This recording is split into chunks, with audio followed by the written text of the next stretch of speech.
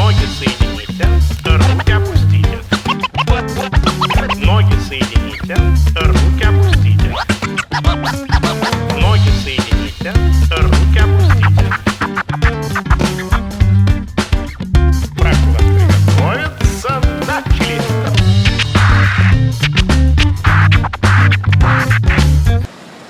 Alors bonjour Marie Sauvion, Bonjour. Membre cette année du jury Queer Palm. Ouais. Est-ce que vous pouvez nous expliquer un petit peu via quoi queer? Queer, alors ça vient d'un mot anglais au départ, enfin c'est un mot anglais qui veut dire au départ excentrique, anormal, bizarre, etc. Par extension, ça s'est appliqué à l'homosexualité. Et puis, ça englobe effectivement tout le territoire LGBT. Et puis une idée comme ça, un peu de... on va bousculer les genres.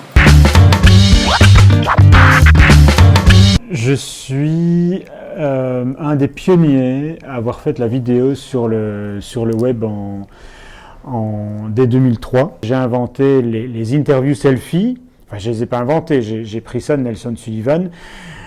Aujourd'hui, bien évidemment, avec le smartphone, tout le monde fait des selfies, mais c'était quelque chose qui n'existait pas. Et je pense qu'à part Nelson Sullivan, il y avait très peu de personnes qui faisaient ça. Mais ça, c'est le propre de chaque film, de bousculer. Ça Non. devrait être le propre de chaque film. Mais après, il y a plein de films qui sont absolument passionnants. Par exemple, Aquarius, qui est un film extraordinaire, portrait de femme, magnifique film. C'est pas du tout un film queer. Alors que Maloute, pour moi, est un film hyper queer, à la fois dans ce que ça raconte, avec le personnage de Billy, qui est vraiment le plus beau personnage du film, et puis dans la forme, en mariant comme ça des genres bizarres qui sont la farce, presque le fantastique, le cannibalisme. Le concept que j'avais inventé, c'était un type, une sorte de journaliste fuineur qui se filme en compagnie de ses amis people. Donc ça, c'est le pitch du produit. Et donc du coup, je voulais un surnom et j'ai choisi Emma en hommage à mon arrière-grand-mère. C'est pas parce qu'il y a un personnage homo que le film est queer. Et par On peut être ailleurs, homo sans être queer. un film peut avoir un personnage homosexuel sans être un film queer. Je pensais que des chaînes de télévision allaient remarquer le concept et que j'allais, un an plus tard, me retrouver à nouveau à la télé, à la télé. Et puis c'était tout. Le web, c'était pas une volonté spécialement. Et ben non. Jamais. Jamais personne. Et j'étais un des premiers à suivre des formations chez Google à Paris. Et il me disait, il faut que tu crées ta communauté. Moi, je comprenais pas qu'est-ce que ça veut dire créer une communauté. Je comprenais pas ce que ça voulait dire. Et donc, j'ai raté en fait le pas du YouTuber en fait. Lorsque Franck Financement Durera, FFM pour les intimes, vous a proposé dans le jury, vous avez tenu ou vous sentez-vous finalement d'une nature en tout cas queer? Ça doit faire 5 ans ou 6 ans qu'il me propose de faire partie du jury. Ça n'a jamais été possible, mais voilà, il savait, je pense grâce au cercle, que j'aimais bien les films où on voit des garçons s'embrasser. Ah, le plus grand des films où on voit des garçons s'embrasser selon Marie Sauvion, c'est lequel? Oh, j'en ai pas mal, mais moi j'ai été très très bouleversée adolescente en voyant My Beautiful Laundrette de Stephen Frears.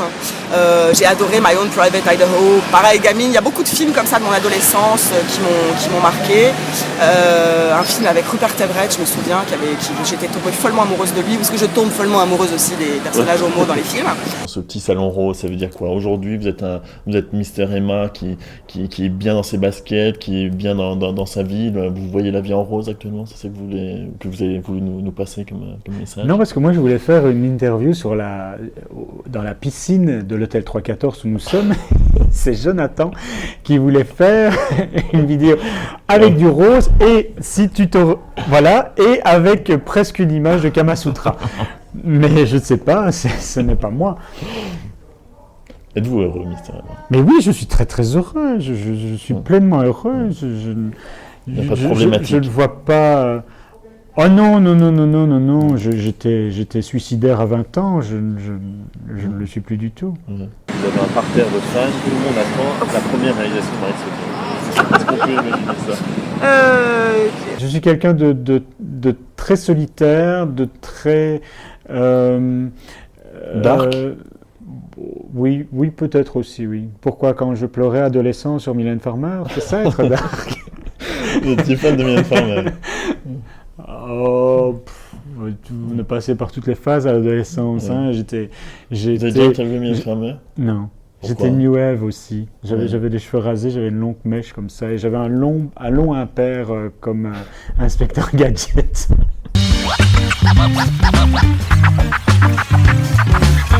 J'ai coécrit un petit court-métrage qui va peut-être se faire cet été si on trouve des sous. Voilà. Pourquoi justement éviter le sérieux? Le suicide. Pourquoi éviter le sérieux? Vous dites, j'enlève tout ce qui est sérieux. Pourquoi? Parce que La vie n'est pas à prendre au sérieux. je ne suis plus dans le cadre. J'ai parfois l'impression de ne pas avoir l'intelligence suffisante que pour avoir certaines discussions. Vous vous sentez bête. Pas tout le temps, mais parfois oui. Les crédibles ne sont pas des cinéastes ratés. Ben, je ne crois pas. Je ne crois pas, je crois, en tout cas moi tel que le pratiquent mes copains, ou tel que moi, on est vraiment des passeurs, c'est-à-dire que voilà, on aime tomber fou des films et puis partager ça avec des gens et en parler et mettre des mots, essayer d'expliquer pourquoi, comment et s'engueuler. Enfin voilà, on est capable de passer des heures debout sur un trottoir assez tripé parce que toi t'as aimé, pas moi, mais comment c'est possible, enfin voilà. Et je pense que ça veut. Enfin, je connais peu de critiques, en tout cas parmi mes camarades, qui ont envie d'être cinéastes. Il n'y a pas un côté un peu séminariste chez les critiques de cinéma? Oui, alors surtout ici, il y a un côté un peu fou, c'est ça que j'aime bien. On est entre la colo et l'asile. Et puis je me rends compte que voilà, on prend un pot, on parle des films, on dit on parle des films, on marche dans la rue, on parle des films. Et c'est vraiment une espèce de cure comme ça. Après, il y a des gens normaux, hein. Ноги вас вместе. C'est un bon remède quand même à c'est pas une médiocrité ambiante du monde ou même des sorties certains mercredis. Voilà, on sait qu'on voit ici à peu près ce qui se fait de mieux dans le monde, quoi. Donc on est content, on en profite, c'est joyeux. Moi je prends un pied extraordinaire à Cannes. Vous voulez peut-être tenir la caméra? Ouais, voilà. Ah oui, d'accord. Cool. Oui. On va enfin avoir un bon cadre. Certains ont émis l'idée que la cinéphilie pourrait être une sorte de maladie, la maladie de ceux qui n'aimeraient pas leur vie. Ça a été votre cas. Je sais que moi j'ai souvent voulu vivre dans des films, mais ça dure 2 heures, ça dure le temps du film. Le temps du film, parfois je vis dans le film. Et puis quand j'ai pas envie de vivre dedans, il y a peu de choses que j'aime le film. Mais non, par ailleurs, il y a des gens très fréquentables dans les critiques, très marrants, qui ont des filles, des amoureux, des enfants, qui font autre chose, du jardinage, sans doute, je ne sais pas. Enfin, ça n'est pas une maladie mentale. Bon, on sent globalement un personnage mi-figue, mi-raisin, en demi-teinte. Mais pourquoi tu devrais être négatif dans les questions? Mais pas du tout. Qu'est-ce qu'on peut vous ne vivez pas de vos vidéos aujourd'hui? Non, Vous vivez de quoi?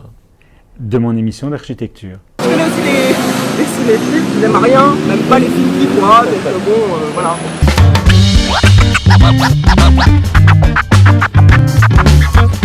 Vous avez remarqué que le cadre est quand même beaucoup plus droit depuis qu'il ne tient plus cette caméra. Est-ce que vous comprenez Frédéric Tadé qui dit qu'être cinéphile à l'âge adulte, c'est un peu louche? C'est quelque chose de très adolescent, être cinéphile. Alors ça dépend ce qu'on entend par cinéphilie, c'est-à-dire qu'il serait un côté vivre dans sa chapelle et fétichiser à l'extrême. Effectivement, ça peut avoir un côté un petit peu de nature.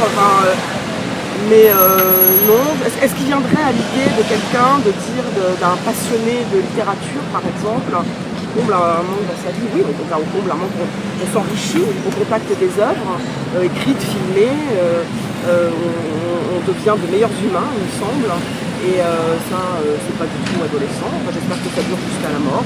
Mister Emma, à bientôt, on vous souhaite le meilleur. Qu'est-ce qu'on peut vous souhaiter de plus fort aujourd'hui? D'avoir une communauté sur misteremma.com, sur Twitter, Facebook, Instagram. Abonnez-vous à ma chaîne YouTube, Mister Emma. finalement, est-ce que quelque part, c'est pas C'est tellement futile, la vie est devenue tellement futile. Mais On votre volonté regarde, de en rester fait, sur Internet- on regarde tous les jours le nombre de likes, de followers, d'abonnés, etc. Eh bien, on va s'en arrêter là, Marie-Josée. Merci beaucoup Mais pour merci ce à petit vous. temps contre l'arbre.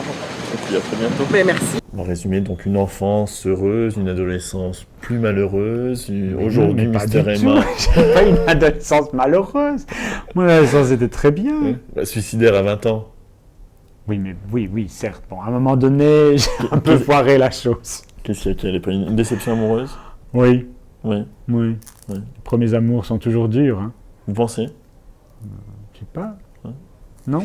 Et est-ce qu'on parfois on peut ne jamais oublier un amour raté? Vous y pensez encore à ce garçon? Pas du tout. Non. Qui t'a dit que c'était un garçon? Pardon.